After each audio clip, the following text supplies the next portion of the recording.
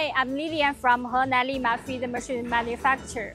Today, I'm going to introduce our different models of fish feed extruder with different capacity from 40 kg power to 2 tons power or even bigger capacity. And this part is for the small or medium capacity from 40 kg power to 300 kg power. As you can see, this is for 150 kg power, and this is 200 kg power. If you have a small fish farm and also you have the bigger fish, medium fish farm, you can consider to choose this capacity from 40 kg power to 300 kg power. And this part, and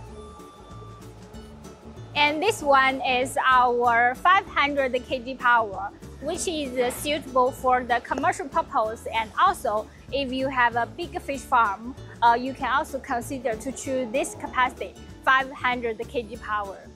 And if you want to build the factory and also want to do the fish feed commercial purpose, this one is 2 tons per hour fish feed extruder, which you need to build the factory and also the warehouse to choose the whole set production line to make the fish feed.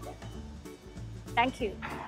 If you have any requests, please contact us below this website and also email address and also WhatsApp. Thank you.